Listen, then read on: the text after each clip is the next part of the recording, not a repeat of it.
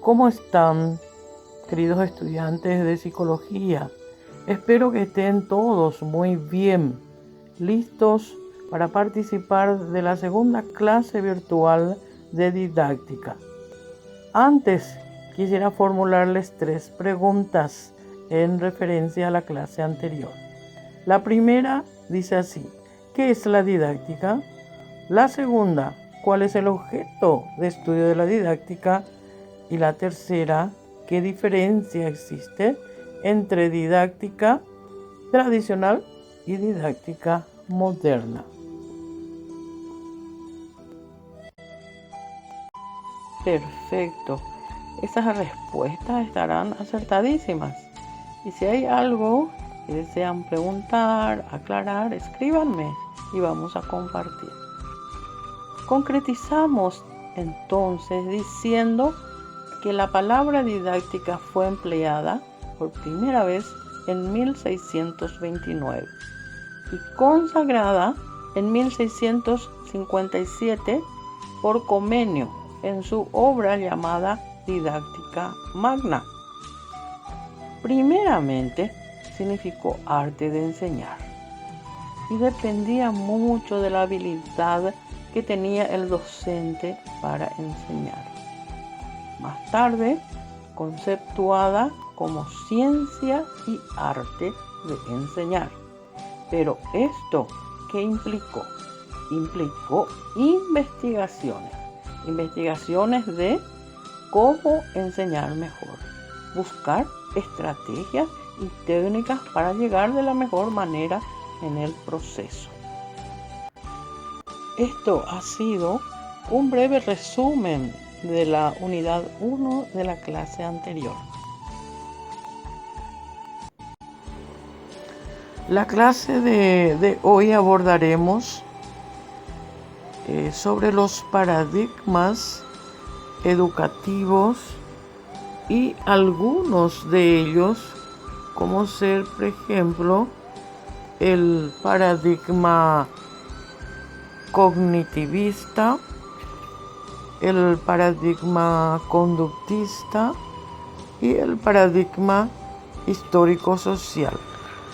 Hoy en día contamos con muchas reflexiones de educadores y expertos en educación que tienen la finalidad de analizar los paradigmas, analizar los problemas principales que adolece nuestro sistema educativo y además implementar nuevas técnicas de enseñanza-aprendizaje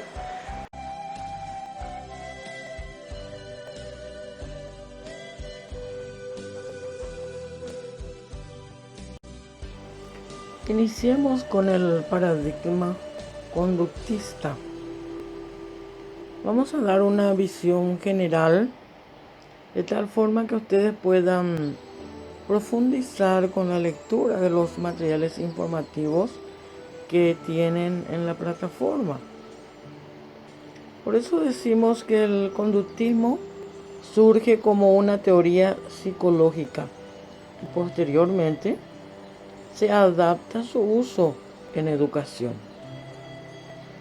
Es la primera teoría que viene a influenciar fuertemente la forma como se entiende el aprendizaje humano.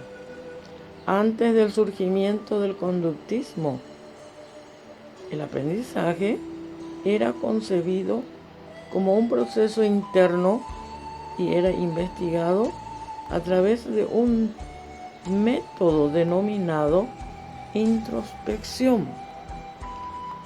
¿Qué es el método introspectivo? Es en el que se le pedía a las personas que descubrieran qué era lo que quería hacer, qué era lo que estaba pensando hacer.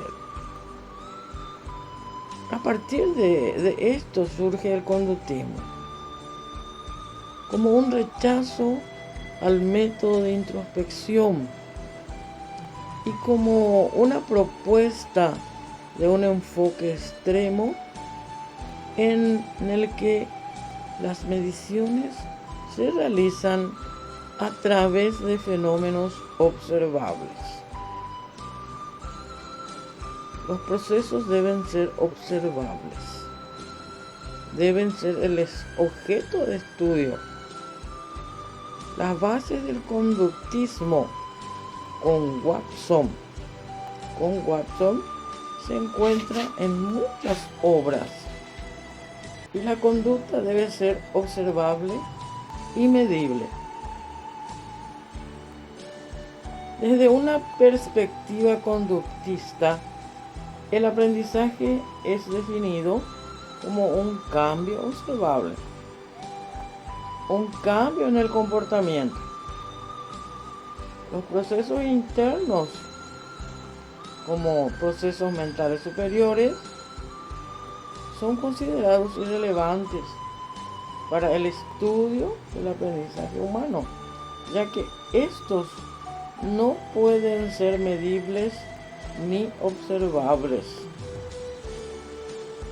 Muy bien.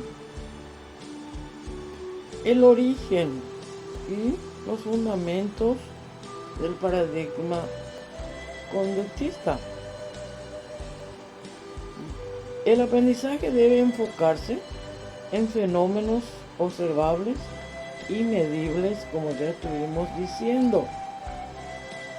Sus fundamentos no hablan de un aprendizaje como producto de una relación de estímulos-respuesta.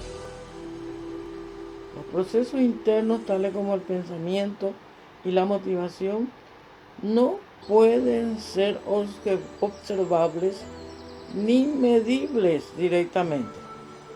Por lo tanto, lo que no se puede medir, lo que no se puede ver, deja de tener relevancia para la ciencia del aprendizaje.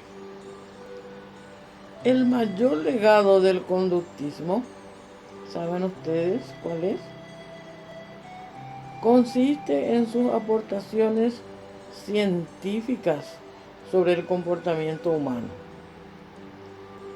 También en sus esfuerzos por resolver problemas relacionados con la conducta humana y el modelamiento de conductas, es decir, el cambio y modificación de comportamiento. Muy bien. Algunas ideas así principales que también podemos mencionar. Los principios de las ideas de este paradigma conductista pueden aplicarse con éxito en la adquisición de conocimientos memorísticos. Muy bien, se dan cuenta ustedes que en el paradigma conductista se requiere de la memoria, solo que se exagera con la memoria. Esto supone niveles mentales muy primarios de comprensión, como por ejemplo el aprendizaje de lugares, de capitales, la tabla de multiplicación, que se acostumbra a estudiar de memoria, ¿verdad? Y resulta, si es que uno no exagera de ello. También los principios conductistas pueden aplicarse eficazmente en el entrenamiento de adultos para determinados trabajos, donde la preparación estímulo-respuesta es incluso imprescindible. Como por ejemplo, preparar personas para realizar trabajos, como por ejemplo maquinistas en tren, pilotos en avión, choferes en vehículos.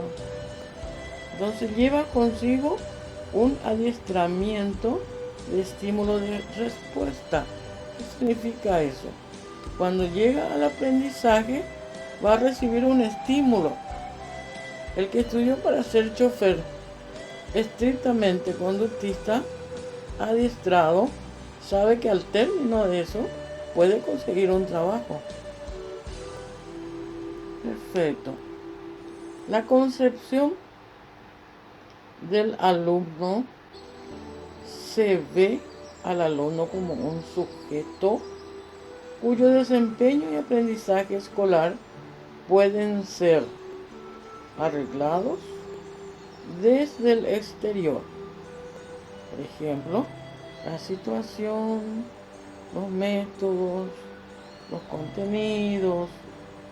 Basta con programar adecuadamente los insumos educativos para que se logre el aprendizaje de conductas académicas. Entonces, si el alumno se encuentra favorecido con todos los insumos educativos, los métodos, las situaciones, los contenidos, los útiles, entonces el aprendizaje será efectivo. La concepción del maestro.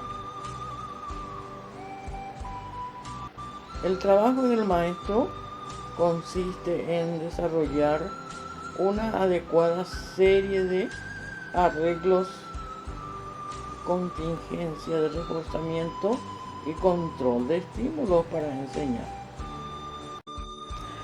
El paradigma cognitivo surgen a comienzos de los años 60 y se presenta como una teoría que ha de sustituir a las perspectivas conductistas. Encontramos las ideas de Ausubel, Vygotsky, Piaget, Brunner. Estos autores tienen en común el haberse enfocado a una o más de las dimensiones: atención, percepción, memoria, inteligencia, pensamiento. En la actualidad es difícil distinguir con claridad debido a las múltiples influencias disciplinarias, donde termina el paradigma cognitivo y donde empieza otro paradigma, porque las ideas y los autores son semejantes. Integran esas ideas de varias tradiciones e incluso ideas de paradigmas alternativos. Por ello, se observan diversas matices entre ellos. Muy bien, veamos pues entonces dónde se originó y qué fundamento tiene. La teoría cognitiva proporciona grandes aportaciones al estudio del proceso de enseñanza-aprendizaje. Cómo contribuir al conocimiento preciso de algunas capacidades, por ejemplo, la atención, la memoria, el razonamiento. Reconoce la importancia de cómo las personas organizan, categorizan y evalúan la información. Considera además que cada individuo tendrá diferentes representaciones del mundo, las que dependerán de sus propias estructuras, de sus propios esquemas, de su interacción con la realidad, e irán cambiando y serán cada vez más sofisticados. El último paradigma que estaremos analizando, el paradigma histórico-social. El paradigma histórico-social, también llamado paradigma sociocultural o histórico-cultural, fue desarrollado por Vygotsky. Para los seguidores del paradigma histórico-social, el individuo, aunque importante, no es la única variable en el aprendizaje. Su historia personal, su clase social, su consecuencia, sus oportunidades, su época histórica, las herramientas que posee son indispensables. Una premisa central de este paradigma es que el proceso de desarrollo individual no es independiente o autónomo de los procesos socialmente culturales. En general, de los procesos educacionales en particular. No es posible estudiar ningún proceso de desarrollo psicológico sin tomar en cuenta el contexto histórico-cultural en el que se encuentra inmerso el alumno. Para Vygotsky, la relación entre sujeto y objeto de conocimiento no es una relación bipolar, como en otros paradigmas. Para él se convierte en un triángulo abierto en el que los tres vértices se representan por sujeto, objeto de conocimiento y los instrumentos socioculturales que se encuentran en el contexto. Vygotsky define la zona de desarrollo próximo como la distancia entre el nivel real en desarrollo determinada por la capacidad de resolver independientemente un problema. Muy bien, hasta ahí llegamos en la clase de hoy. Les recomiendo que vayan a hacer la profundización en cuanto a la lectura comprensiva a través de la plataforma y realicen la tarea que tienen allí presente. Un gusto haber estado con ustedes y muy pronto nos volveremos a encontrar.